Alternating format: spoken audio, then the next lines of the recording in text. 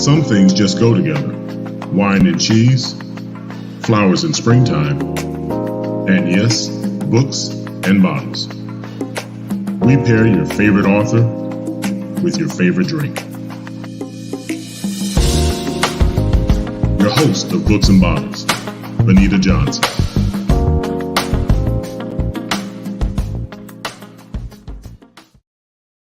Hi, welcome to Books and Bottles. I am your host, Benita Johnson. I can't even talk today. Thank you for tuning in. If this is your first time, welcome to the show where we introduce you to your favorite author and we pair it with a wine or spirit. We ask that you share. We want to grow our audience and we want you to share the love that we have for books. So today we promise you another fun show. A very exciting gentleman is joining us today to talk about his book, The Karma Club. See that? So I welcome Mr. Lawrence Darrington. Hey, what's up, everybody? How y'all doing today? I'm Lawrence Darrington, author of The Karma Club. First of all, I'd like to say thank you so much for giving me the opportunity to be blessed on your show. I love when y'all come on here talking. I ain't got to work so hard. So, again, thanks for coming. I'm going to be honest. Usually I have time to read these books cover to cover, but I haven't had time to read all of yours. But I was telling our producers before that I am quite intrigued because we know we already have our little saying for what karma is, right? Yes, and then on the back of your book, you say karma is a motherfucker. And that's true. And when we read this book, I can see it. This is adults. We read this book and just get an idea of what's going on. I'm going to say, whoa. Oh, thank you. So first, before we get into the book and hear about Miss Renee, I want to talk about you. You were born in Panama. Yes, I was born and raised in the military. Okay. United States military. I was born in Panama. Came to the States when I was 2 years old. Okay. And you kind of bounced around and ended up mostly in LA. Yes. I grew up on different army bases throughout my life until I was like 13 years old. I came to California when I was 13.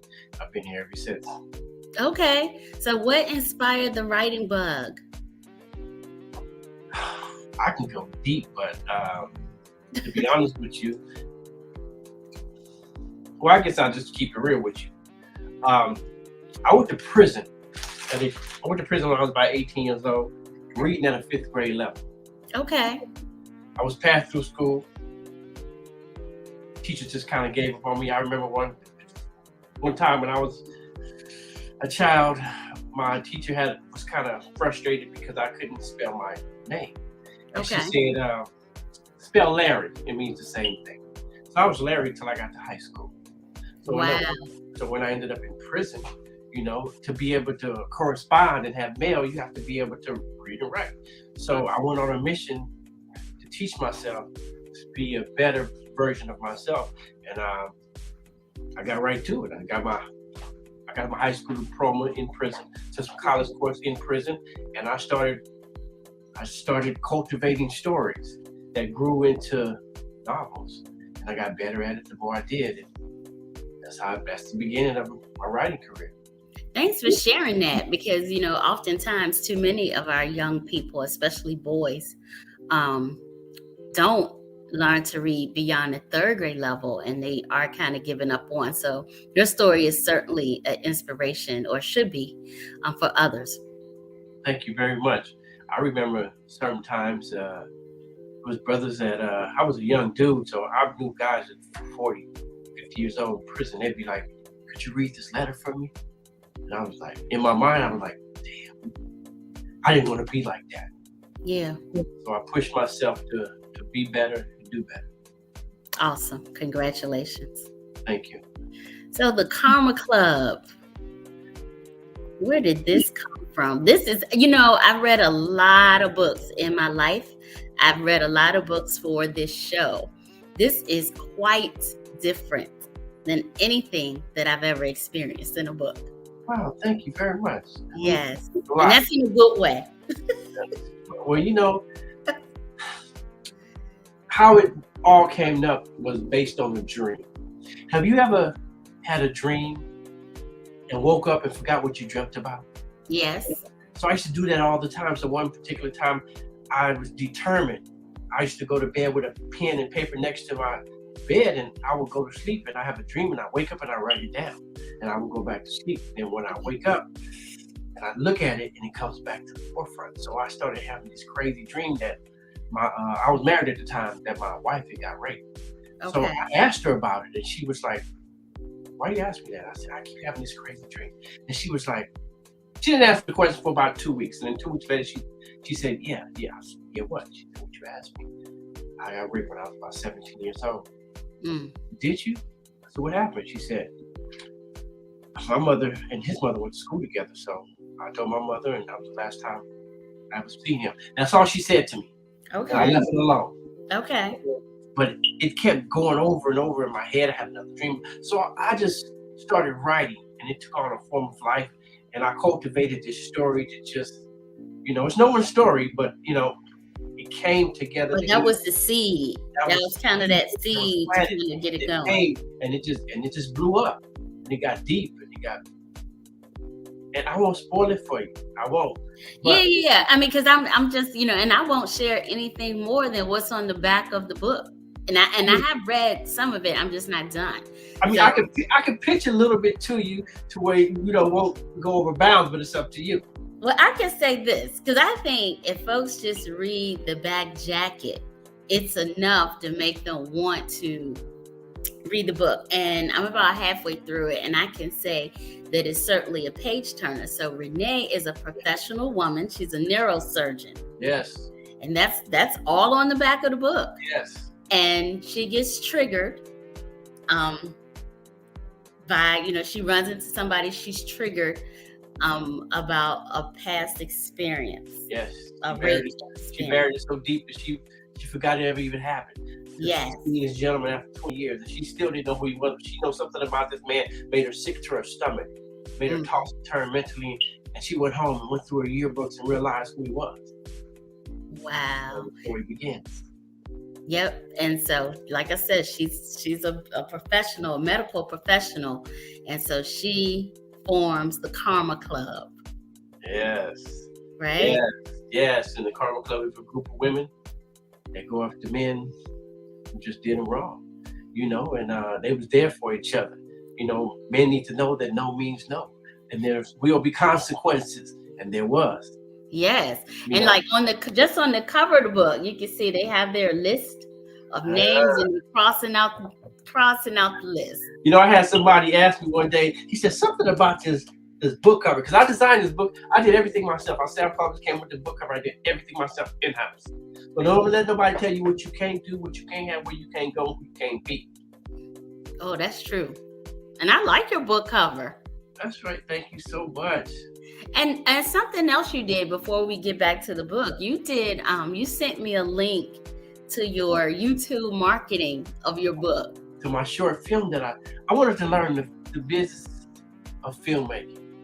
I love your hunger. That's admirable. Thank you. So I took it upon myself. I wrote it, directed it, produced it, starred in it.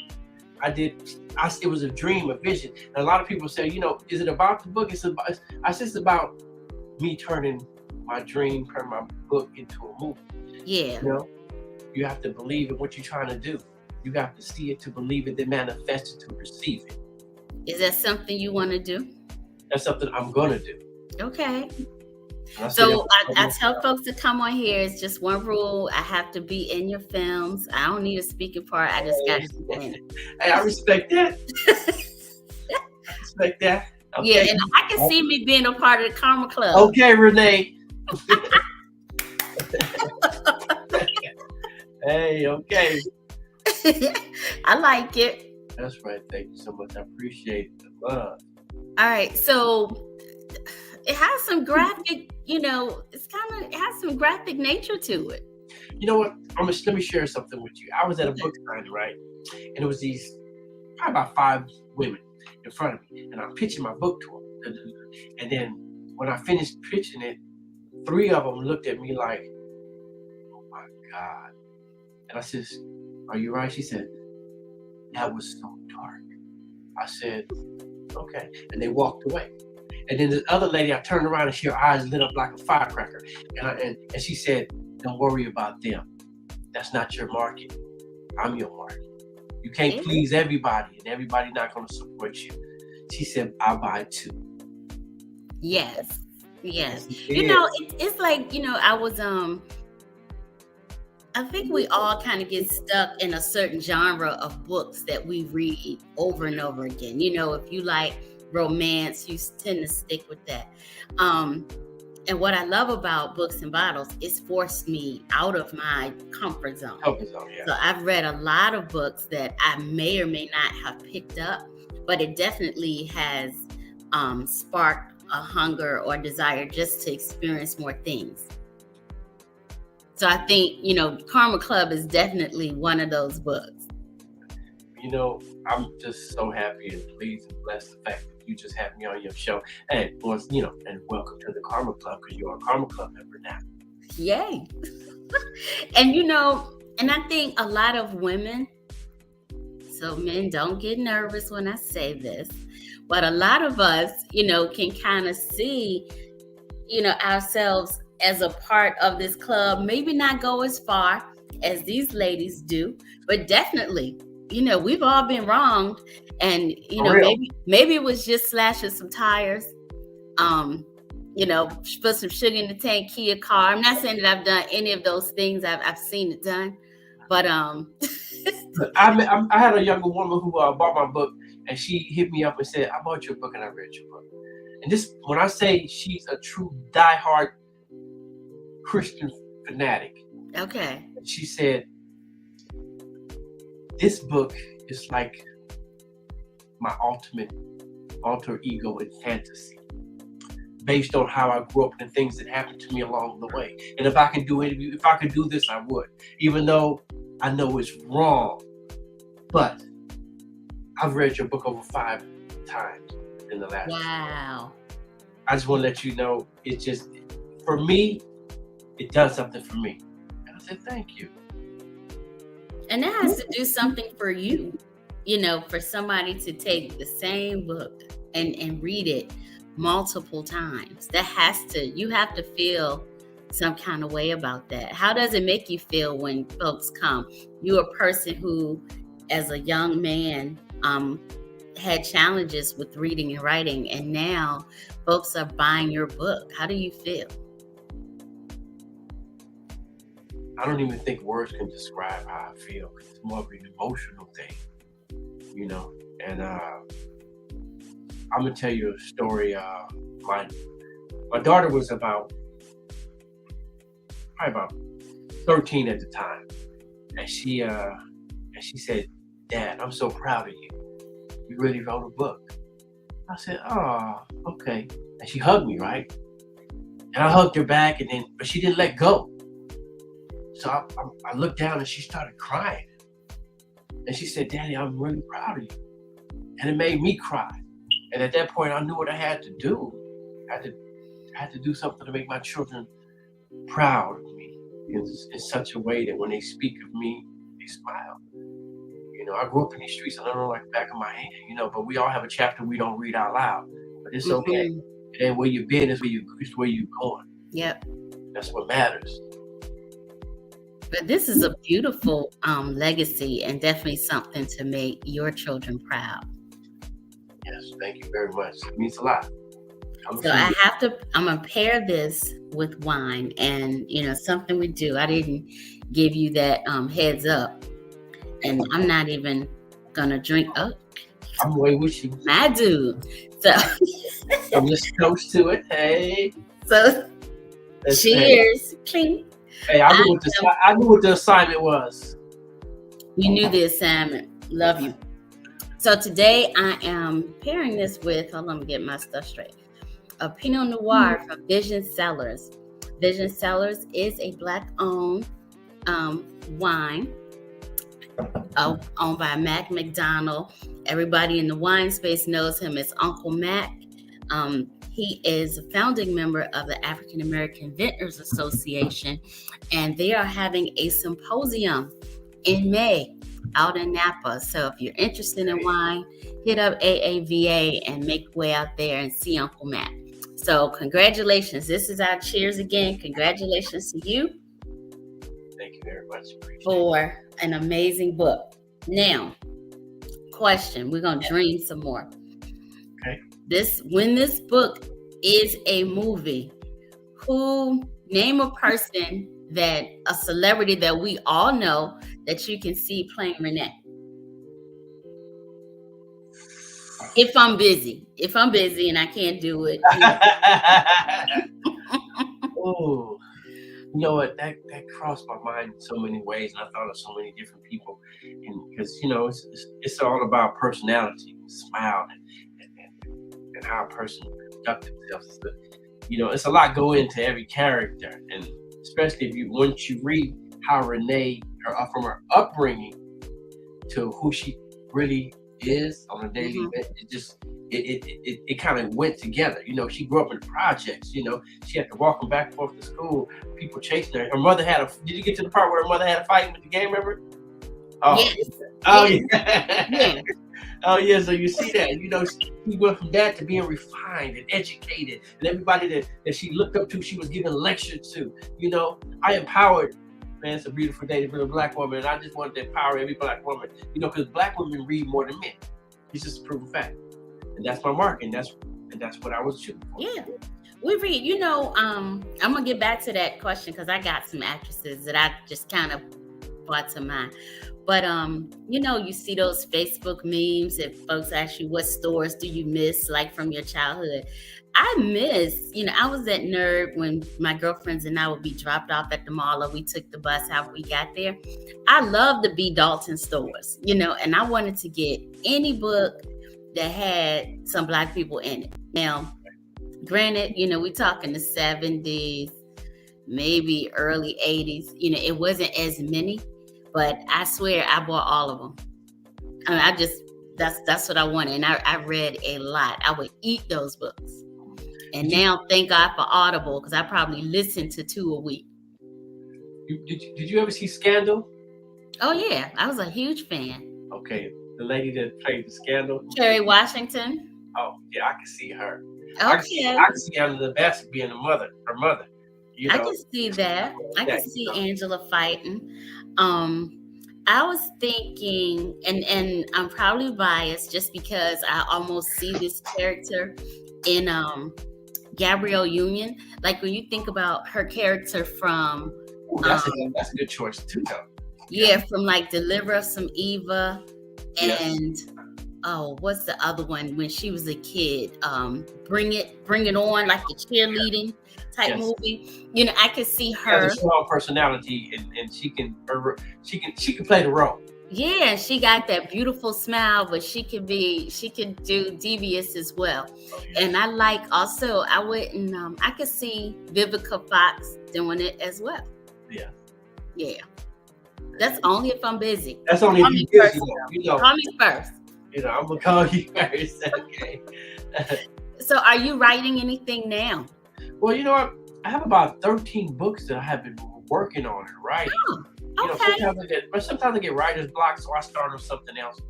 But I got a lot of books I've been just, but this is the first book that I completed and published myself.